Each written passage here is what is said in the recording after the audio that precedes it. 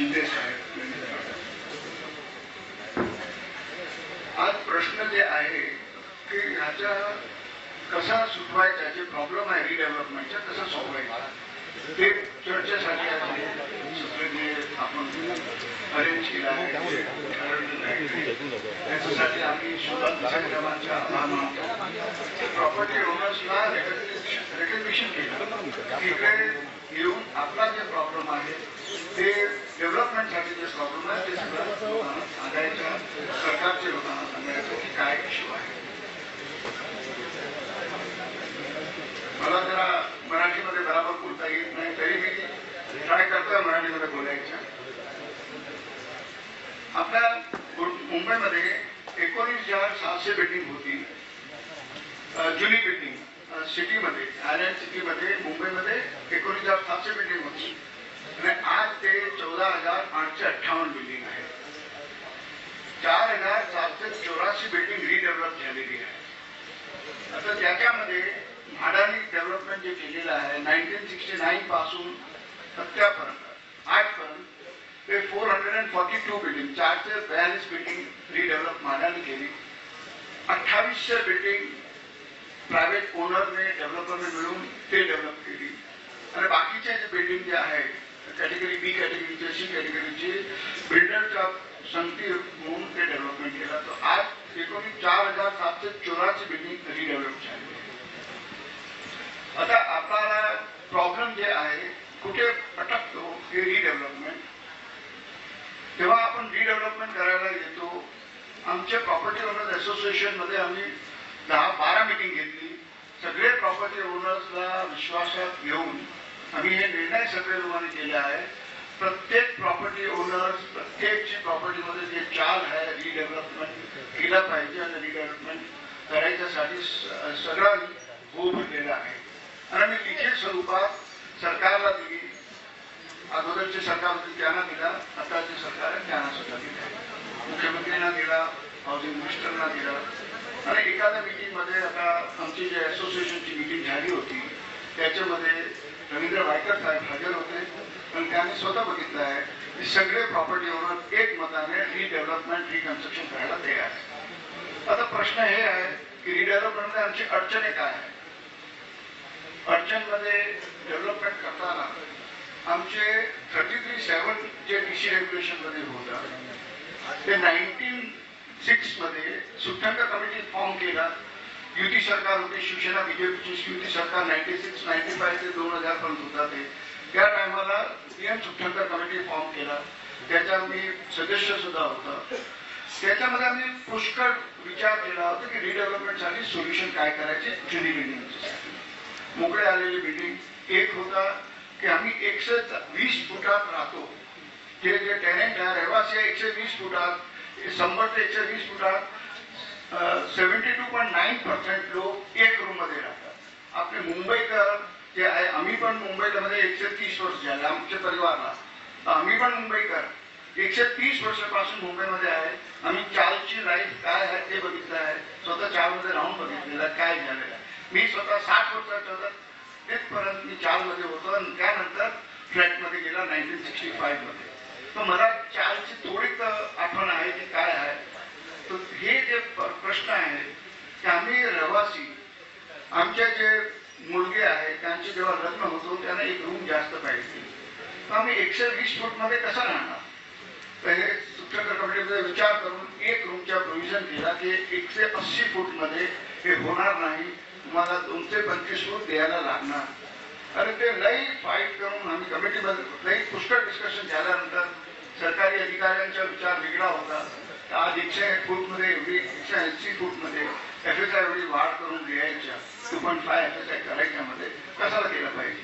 मुंबईच्या विकासात काय होणार. आणि प्रॉब्लेम येणार, वॉटर नाही, रोड नाही, ते प्रॉब्लेम येणार. पण आखिर युती सरकारने डिसिजन घेतला. त्या टायमाला श्री मनोहर जोशी साहेब होते, त्यांनी हे निर्णय घेतला आहे कमिटी फॉर्म करून निर्णय घेतला. 2007 मध्ये हे प्रश्न आला. परत हाऊसिंग पॉलिसी फॉर्म केली. त्यामध्ये हे जे डिफिकल्टीज होती 33(7) मध्ये ते परत डिस्कशन मध्ये आला. आणि हाऊसिंग पॉलिसी करताना हे आला कमीत कमी 300 स्क्वेअर फीट एरिया केला पाहिजे. कारण ते रूम आहे लई छोटा आहे त्याला मोठी रूम केली पाहिजे. आणि ते एक कपल लग्न झाल्यानंतर ते कपल राहायच्यासाठी प्रॉपर रूम राहिली पाहिजे. ते 3 फूट झालं आणि FSI 3 झाले. आता FSI 3 करताना काय केलं आहे, FSI 3 नाहीतर तुम्हाला जे एरिया द्यायचे आहे त्याच्याबद्दल 50% मोर FSI डेव्हलपरला भेटणार, की ओनरला भेटणार. तो कन्स्ट्रक्ट कॉस्ट काढायचा असेल, डेव्हलपमेंटमध्ये जे काय असेल ते कॉस्ट काढून ते प्रॉफिट कमवायचे असं ते सगळं करायचं पॉलिसी आणली. ते पॉलिसी चांगली होती, असं नाही की पॉलिसी चांगली नव्हती. पॉलिसी चांगली होती. काय अडचणी होती ते सॉल्व्ह करायची गरज आहे की त्याच्यामध्ये काय अडचणी आहेत. आता आजच्या परिस्थितीमध्ये आता मिस्टर शिरोडकर म्हणाले दिलं पाहिजे, त्याच्या मी सहमती आहे, त्यांच्याची 4.5 दिलं पाहिजे. पण FSI तुम्हाला जसा 180 मध्ये 2 होता, 225 मध्ये 2.5 होता आणि मग 300 मध्ये FSI 3 होता. तुम्ही 4.5 केला तर 4.5 FSI मिनिमम करा, प्लस रिहॅब एरिया प्लस 50% मोर इन्सेंटिव्ह सिटीमध्ये वापरायला द्या. हे आता FSI जे आपण DC रेग्युलेशन 2034 आला, FSI 5 वाढवली, 7.5 केली, 8 केली. तर खरं परिस्थिती काय आहे त्याच्यामध्ये, मुंबईचे जुनी बिल्डिंगला डेव्हलपमेंटच थांबवलं आहे. एक रीतीने आपण बघितलं तर नवीन DC आपले ऑब्जेक्शन घेतलं पाहिजे, ते आम्ही ऑब्जेक्शन प्रॉपर्टी ओनर्स पण घेणार आहे, ऑब्जेक्शन सजेशनसाठी आहे की जे एरिया टेनंटला द्यायचे आहे इन्सेंटिव्ह तेवढाच भेटणार की त्यांना जेवढा एरिया आहे तेवढा तुम्ही कन्स्ट्रक्ट करू शकता. बाकीच्या एरिया तुम्ही TDR म्हणून सिटीमधून बाहेर घेऊन जा. या परिस्थितीमध्ये जे जेव्हा TDRचा रेट 3,000 4,000 आहे, कोणी ओनर किंवा डेव्हलपर आज जे स्कीम चालू असताना 4,700 बिल्डिंग रिकन्स्ट्रक्ट झाली आहे, रिडेव्हलप झाली, 4,700 बिल्डिंग प्रॉपर्टी रिडेव्हलप झाली. तुम्ही त्याला जे यशस्वी करायच्या ठिकाणी ते थांबायचे जे प्रकरण चालू आहे ते चालू झालेलं आहे, ते चेंज केला पाहिजे हे माझं मत आहे, प्रॉपर्टी ओनर्स असोसिएशनच्या मत आहे. DC रेग्युलेशनमध्ये गव्हर्नमेंटचे ऑफिशियल इकडे आहे, मिनिस्टर साहेब तर आहे, पण हे विचार केला पाहिजे की आपण आयलंड सिटीमध्ये जे बिल्डिंग आहे त्यांना तुम्ही जे पण एरिया द्यायचे आहे ते आम्ही कबूल करता, त्यांना दिलं पाहिजे. पण तुम्ही डेव्हलपमेंट यशस्वी व्हायच्यासाठी जे अडचणी आहेत सिंपल अँड क्लिअर पॉलिसी केली पाहिजे. 33(7) मध्ये जे त्रुटी आहे त्याला फर्दर इम्प्रूव्ह केला पाहिजे आणि त्याला कॉम्प्लिकेटेड नाही केलं पाहिजे. आता जे कॉम्प्लिकेशन करायची जी सुरुवात झाली म्हणजे काय, मुंबईच्या माहीमपर्यंतची जे डेव्हलपमेंट आहे ते थांबवायची तयारी झाली आहे. हे आता लक्षात जेव्हा रेग्युलेशन मध्ये आता काय नाही केलं तर ते DC रेग्युलेशन एक बार झाल्यानंतर कोर्टात जावं की हे ओल्ड बिल्डिंग डेव्हलप करू शकत नाही, जिकडे भाडे आहे भाडेकरू आहे तिकडे राहा. तर ते हे जे प्रॉब्लेम निर्माण होणार आहे त्याला थांबायची गरज आहे. आमची युती सरकारनं आपल्या सगळ्यांना विनंती आहे की आपण याच्यावर सिरियसली विचार करावा की अल्टिमेटली हे 15,000 बिल्डिंग जे मुंबईच्या आयलंड सिटीमध्ये आहे डेव्हलपमेंट ते रिडेव्हलपमेंट झालंच पाहिजे. आणि आम्हाला जे रहिवासी आहे मुंबईकर आहे 72% लोक जे मनुष्य आहेत जे मुंबईमध्ये राहतात, माहीममध्ये मुंबई परत जे राहतात 72%चा जन्म मुंबईमध्ये झालेला आहे. हे मी गव्हर्नमेंट स्टॅटिस्टिक्स वरून सांगतो आहे. 72% मुंबईमध्ये झाला, त्याची फॅमिली वाढत झाली आहे. त्यांच्या घरात आज 120 फूटमध्ये 2 मुलगे असेल तर ते लग्न करून राहू शकत नाही. त्याच्यासाठी विचार केला पाहिजे, एरिया जास्त दिला पाहिजे, त्याच्या हिशोबाने डेव्हलपमेंटचे पॉलिसीजमध्ये चेंज केला पाहिजे. ते एक आता डेव्हलपमेंट करताना किती NOC घ्यायला लागते. आता जेव्हा प्रॉपर्टी ओनर डेव्हलपमेंट करायला जातात, कॉर्पोरेशन सांगा, माडा सांगा, वेगवेगळ्या NOC सांगा, एन्व्हायरमेंट NOC सांगा, टोटल 120 NOC वेगवेगळ्या पद्धतीने कम्प्लीट होईपर्यंत लागतात. कम्प्लीट बिल्डिंग होईपर्यंत मिनिमम 30 ते 35 NOC हे तुम्ही कन्स्ट्रक्शन चालू करायच्या अगोदर लागतात. ते सगळं जे NOCचं जे प्रकरण आहे ते कमी केलं पाहिजे, एकदमच कमी केलं पाहिजे.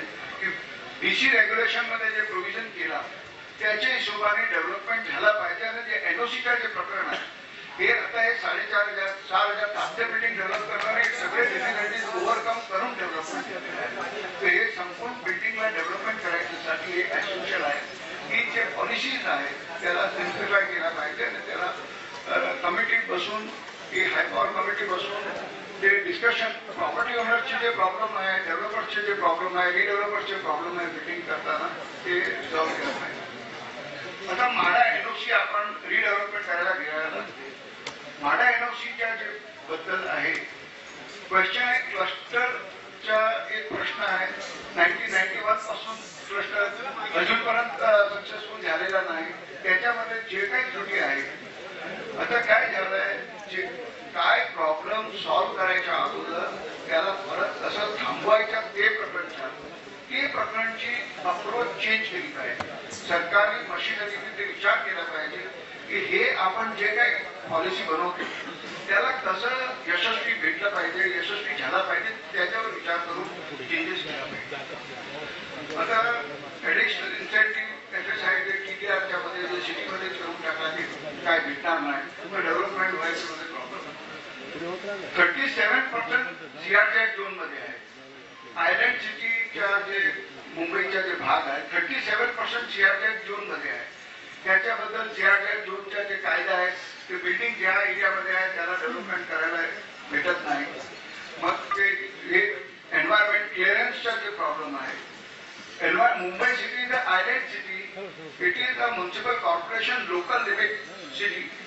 एन्व्हायरमेंटच्या दिल्लीचे परमिशन आणा. आता एन्व्हायरमेंटच्या स्टेट गव्हर्नमेंटच्या आपण मुंबईचे भाग बघा.